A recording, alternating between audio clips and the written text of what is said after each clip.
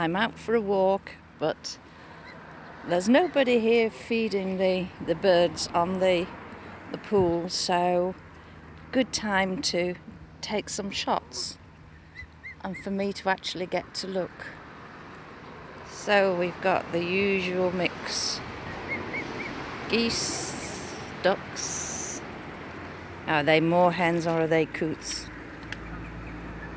Swans, and quite a few cygnets.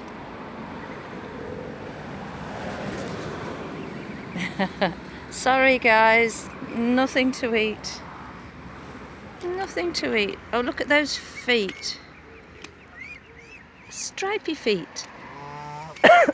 Excuse me. Oh, in they go. A waggle of the tail and off. Paddling away under the water as so many of us do. It always reminds me of my dad. He used to love doing paintings,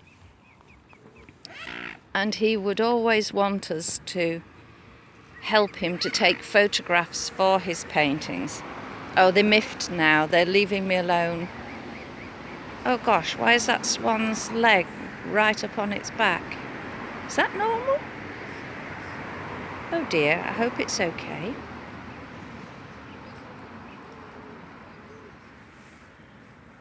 But I had to go along taking photographs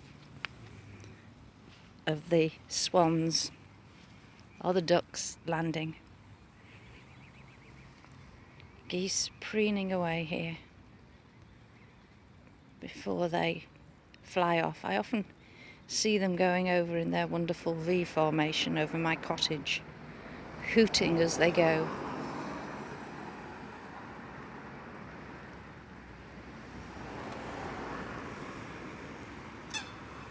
I love coming here early in the morning when this is misty.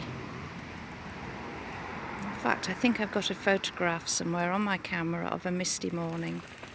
I'll put that as the thumbnail, with the sun just catching the mist.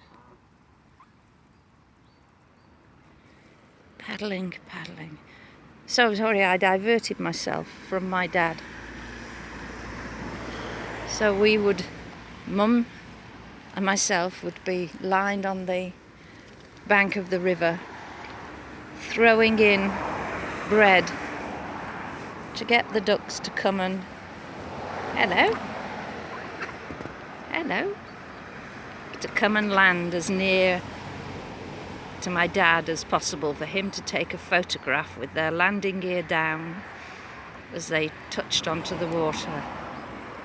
Then no! They're landing in the wrong place. They're too far ahead, they're too far behind.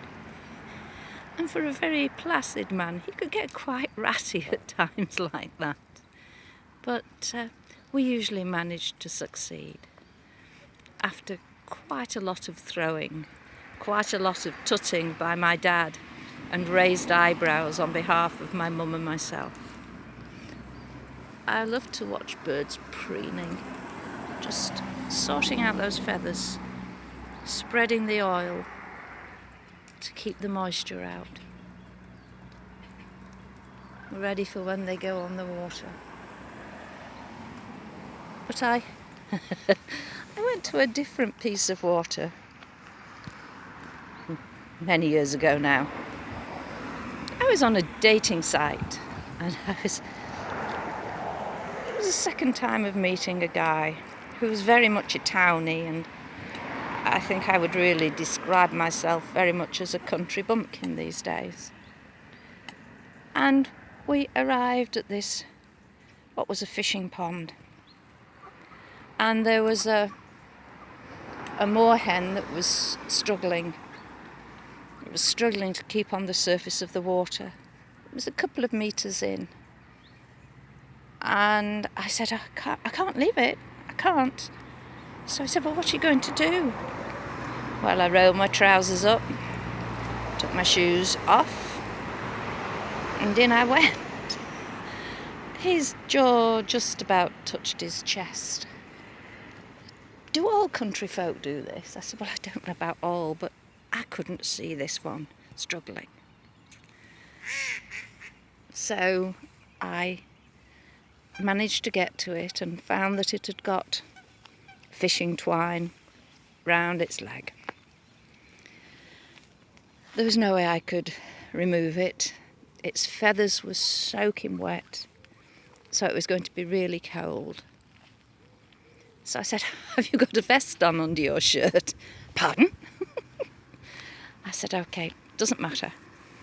There were some guys fishing a bit further along. I said, look, have you got a plastic bag, please, that you could spare?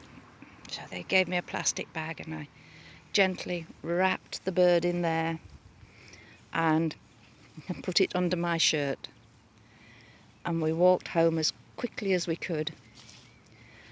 I then got the hairdryer out, dried it off and warmed it up very, very gently. Hello. Hello. Hello, you stews. And then off to the vet's. Sadly, the leg was much too badly damaged and the bird had to be euthanized. But I'd tried my best. I'm sure that this guy lived on the tail of this balmy country bumpkin who wanted to use his vest to wrap a bird in. Well, that's what you do, isn't it?